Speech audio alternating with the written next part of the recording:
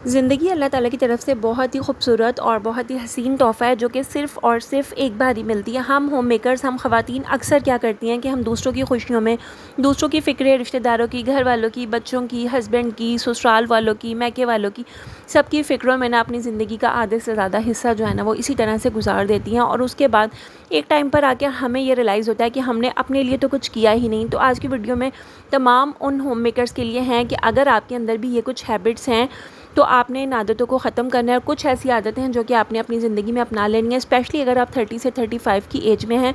तो कौन कौन सी लाइफ चेंजिंग हैबिट हैं जो कि आपको अडॉप्ट करनी चाहिए। आई एम श्योर कि हमेशा की तरह आज की वीडियो भी आपके लिए बहुत ज़्यादा हेल्पफुल, मोटिवेशनल और इन्फॉर्मेटिव होने वाली है। तो वीडियो का कोई एक भी सिंगल पॉइंट आपने मिस नहीं करना है। हो सकता है कोई एक सिंगल पॉइंट भी आपकी लाइफ को चेंज कर दे। सो अस्सलाम वालेकुम my YouTube family, I hope you are all doing well and I am also fine too, अल्हम्दुलिल्लाह। तो आज का व्लॉग स्टार्ट हो रहा है आफ्टरनून से और यहाँ पर मैं आज बना रही हूँ मूंग मसूर की दाल।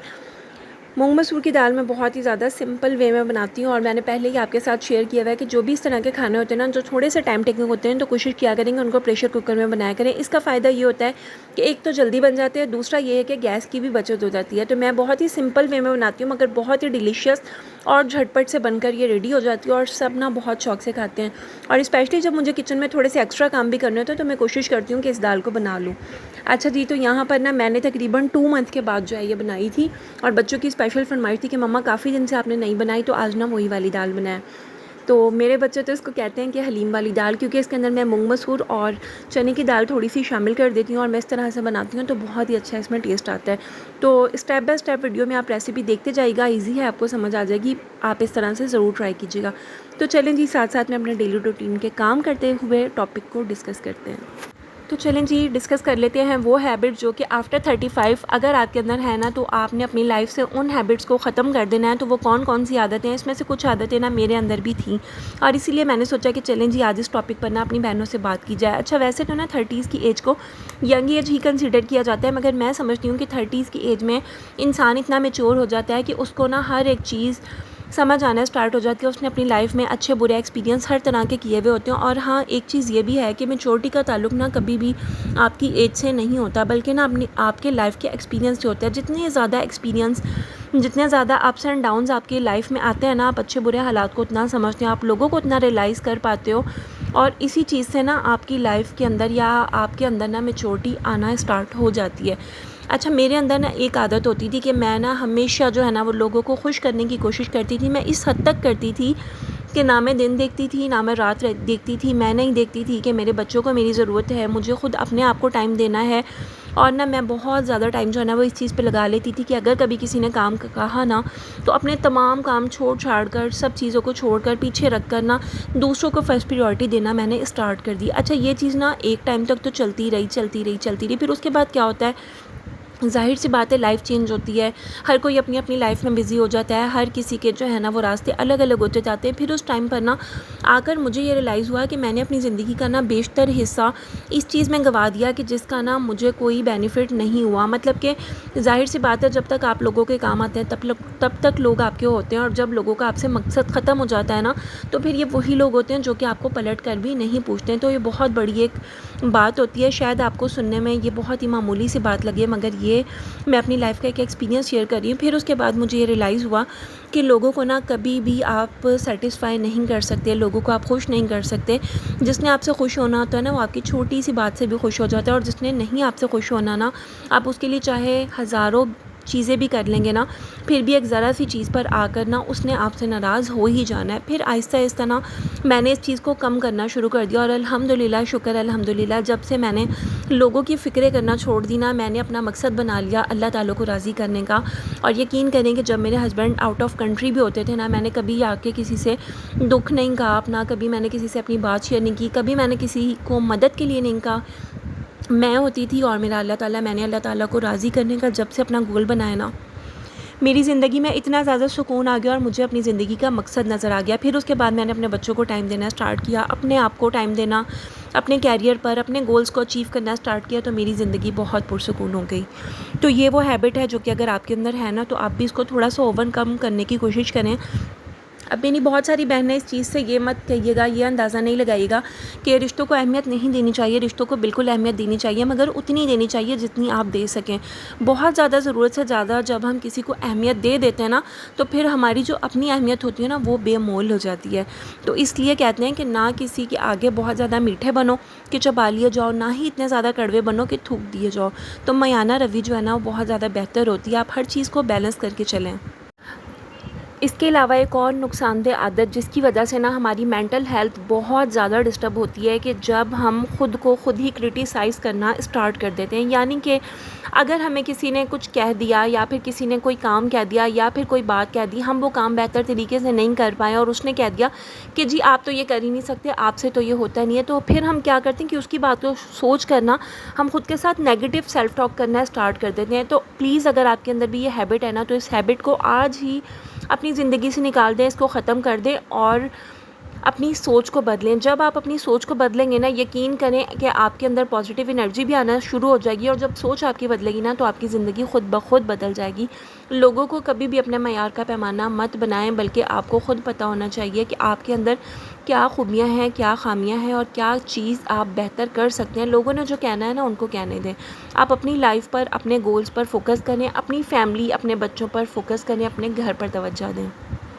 नेक्स्ट हैबिट जो कि अक्सर हम ख़वातीन करती हैं और एक टाइम तक ना हम करते रहते हैं और उसके बाद ना हमें बहुत आगे चलकर रियलाइज़ होता है जब हम अपनी लाइफ के 32-35 की एज में एंटर हो जाते हैं। बहुत सारी ख़वातीन को तो उस टाइम रियलाइज़ हो रहा होता है कि जब उनकी बॉडी जो है ना, वो बिल्कुल जवाब देना स्टार्ट कर देती है या उनकी हेल्थ ख़राब होना शुरू हो जाती है। वो हैबिट होती है कि लव योरसेल्फ। आपने जो है ना, वो अपने आप के साथ मोहब्बत करनी है, ख़ुद को टाइम देना है। देखें, लाइफ में जब हम यंग एज में होते हैं ना, 22-25 में या फिर 28 में, तब भी हमारी जो है ना, वो हेल्थ अच्छी होती है क्योंकि हमारा इम्यूनिटी सिस्टम ना स्ट्रॉन्ग होता है। जैसे जैसे हमारी एज बढ़ती जाती है ना, हमारे इम्यूनिटी सिस्टम वीक हो जाता है और उसके बाद हमें थकन भी ज़्यादा होना स्टार्ट हो जाती है। हमारी एनर्जी भी लो होना स्टार्ट हो जाती है। तो इस टाइम पर ना बेहतर होता है कि इस एज में एंटर होने से पहले ना आप अपनी डाइट को बहुत ज़्यादा इम्प्रूव करें। सबसे पहले तो आपने ना अपने वेट को कंट्रोल करना है, जिसके बारे में मैं हमेशा आपसे कहती हूँ, मेंटेन योर वेट को मेंटेन करने के लिए एक तो आपने हेल्दी डाइट लेनी है। अपनी डाइट के अंदर आपने जंक फूड कम कर देना है और मैं तो ये कहूँगी कि जो चिकन है ना, उसको भी आप कोशिश किया करें कि कम यूज़ किया करें। दालें हैं, सब्जियां हैं, फ्रूट्स हैं, सैलड्स हैं, जूसेस हैं, इनको जो है ना, वो अपनी लाइफ के अंदर शामिल कर लें। एक हेल्दी डाइट प्लान जो है ना, वो आपका ज़रूर होना चाहिए। आपको पता होना चाहिए कि क्या चीज़ें आपने अपनी डाइट के अंदर इंक्लूड करनी है और कौन सी चीज़ें हैं जो आपने शामिल नहीं करनी है। अच्छा, इसके अलावा आपने जो है ना, अपनी सेल्फ़ केयर करनी है।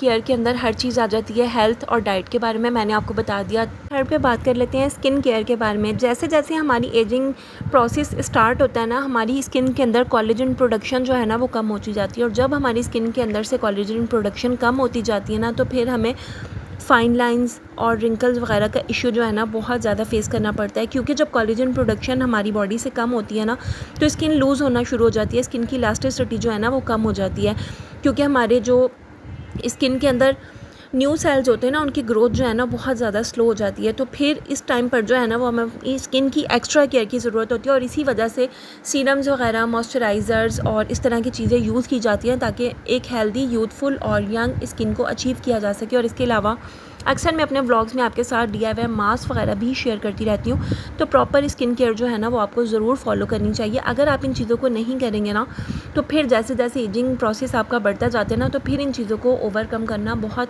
ज़्यादा मुश्किल होता जाता है। तो इसलिए बेहतर यही होता है कि आप साथ साथ ना अपनी चीज़ों का, अपनी हेल्थ का, अपनी डाइट का, अपनी स्किन का ख्याल रखते जाएँ। उसके अलावा आपने अपनी हेयर केयर ज़रूर करनी है। हेयर केयर के लिए आपने अगेन वही बात रिपीट करूँगी कि हेयर के लिए भी आपने अपनी डाइट को अच्छा करना है। जब हमारी डाइट अच्छी होगी ना, तो हमारी हेल्थ अच्छी रहेगी, हमारी स्किन अच्छी होगी, हमारे नेल्स, हमारे हेयर्स अच्छे होंगे क्योंकि जो हम लगाते हैं ना, उसका असर शायद कम होता है, मगर जो हम खाते हैं ना, इंटरनली अगर हमारी बॉडी स्ट्रॉन्ग है, हेल्दी है ना, तो हर चीज़ अच्छी होती है। तो इसलिए जो है ना, वो अपनी हेयर केयर भी ज़रूर करें, अपनी डाइट भी अच्छी रखें।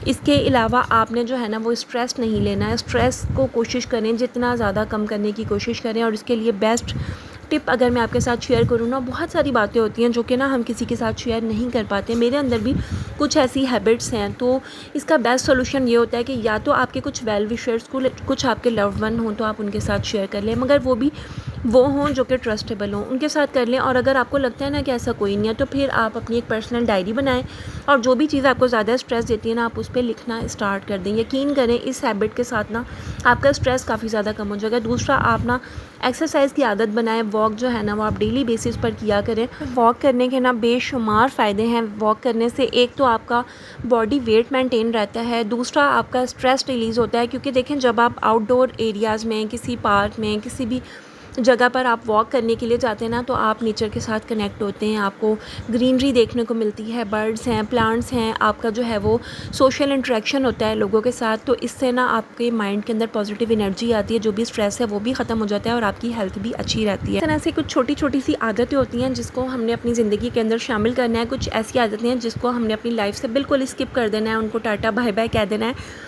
तो बहुत उम्मीद करती हूँ कि हमेशा की तरह आज की वीडियो भी आपके लिए इन्फॉर्मेटिव रही होगी। कुछ ना कुछ ज़रूर आपको सीखने को मिला होगा। अगर मेरी वीडियो का कोई एक भी पॉइंट आपको अच्छा लगा हो ना, तो वीडियो को आपने लाइक कर लेना है और एक प्यारा सा कमेंट कर देना है। चैनल पर फर्स्ट टाइम आए तो सब्सक्राइब करके बेल नोटिफिकेशन को ज़रूर ऑन कर लीजिएगा, ताकि अपकमिंग वीडियोज़ का नोटिफिकेशन आपको मिलता रहे। Stay healthy, stay fit, take care of yourself. अल्लाह हाफिज़।